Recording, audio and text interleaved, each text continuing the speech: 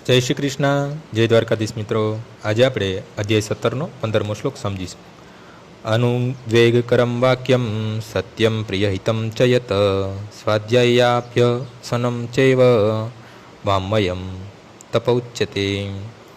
સત્યપ્રિય લાગે એવા હિતાવહ અને બીજાને ઉદ્વેગ ન પમાડનારા વચનો બોલવા તથા વૈદિક ગ્રંથોનો નિત્યપાઠ કરતા રહેવું એ વાણીનું તપ છે.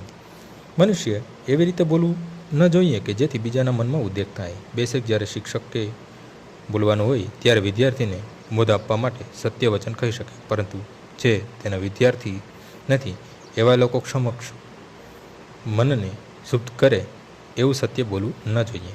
આ વાણીનું તપ છે. તદુપરાંત મનુષ્ય નિરર્થક વાતો કરવી જોઈએ નહીં. શાસ્ત્ર દ્વારા સમર્થવામાં આવ્યું હોય એવું બોલવું જોઈએ. એ આધ્યાત્મિક વર્તુળમાં વાત કરવાની છે એક રીત છે. જે કહેવામાં આવ્યું છે તેનું સમર્થન કરવા તરત જ શાસ્ત્રોનું પ્રમાણ આપવું જોઈએ. સાથે સાથે આવી વાતો કર્ણપ્રિય હોવી જોઈએ. આવી ચર્ચા દ્વારા મનુષ્યને સર્વોચ્ચ લાભ તથા માનવ સમાજનું ઉત્થાન થાય છે.